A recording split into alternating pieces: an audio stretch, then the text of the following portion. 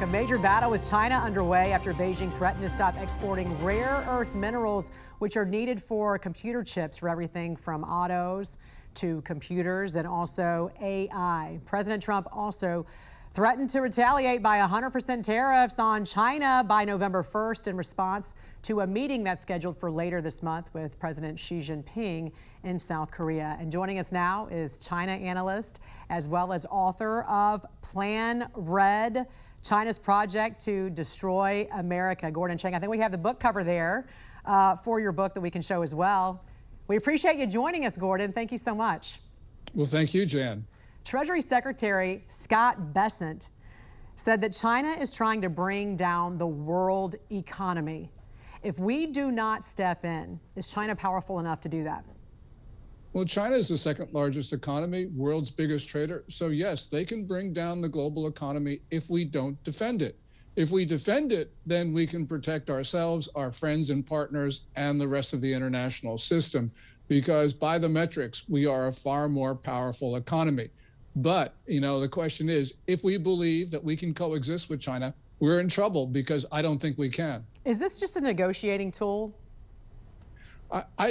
From Bessent's point of view, I think he's finally coming to the realization that China's motives are not what he thought it was or what they were. So I don't think that comment to the Financial Times a few hours ago was a negotiating tool. I think he's starting to understand the maliciousness of the Chinese system.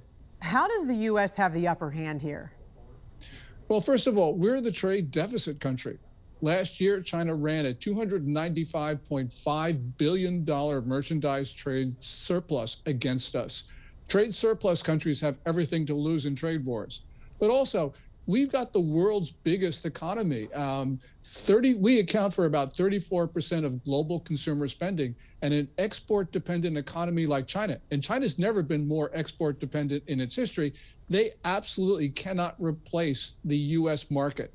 Also, we supply some stuff that they can't get elsewhere. So when you add it all up, we've got much more leverage than China has. And also, China is experiencing quite the economic downturn right now. They're in quite a storm. How bad is it there right now?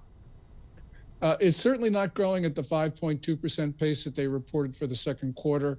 It's more like zero, maybe a little bit above, maybe a little bit below. But the most recent price data we have, which is for August, shows that the country is gripped by deepening deflation. And it's very difficult for an economy to get out of deflation, especially because Xi Jinping's policies are actually accelerating the downward shift.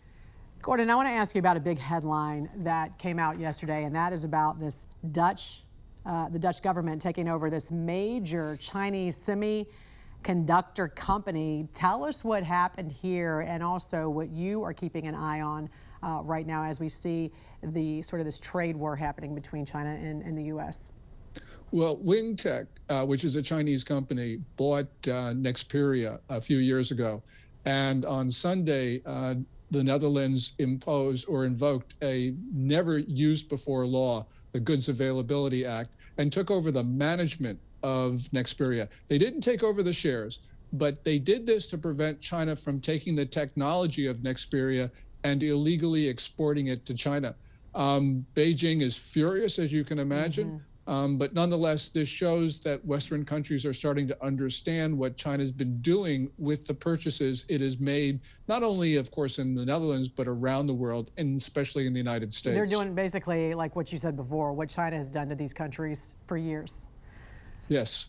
All right. Yeah, it's basically the Netherlands is returning the favor. Gordon Chang, always great to see you, sir. Thanks so much for joining us here this morning on the National News Desk. We appreciate it. Thank you, Jan. I'm Atra Al-Nashar in Washington. China issuing a new warning to the United States Monday after President Trump announced additional 100% tariffs on Chinese goods.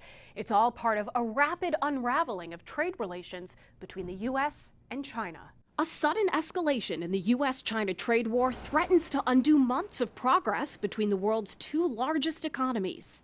We're not sure where this came from, why the Chinese have decided to do it now. Things began to unravel late last week when China announced new global export controls on its coveted rare earth minerals and all products containing these minerals. President Trump responding with new 100% tariffs on goods from China and export controls on any and all critical software starting November 1st. This would bring the average tariff on a Chinese product to more than 150%, essentially an embargo.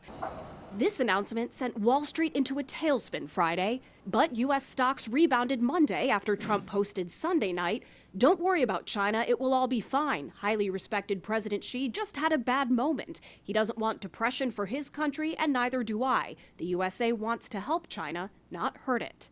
The post was not enough to quell China's anger at the U.S. response. China urges the U.S. to promptly correct its erroneous practices. If the U.S. insists on going its own way, China will certainly take resolute measures to safeguard its legitimate rights and interests. Further raising the economic stakes, on Tuesday, both countries are set to raise port fees on each other's commercial ships. All of this is almost certain to deal a blow to America's supply chains and consequently inflate prices on everyday goods.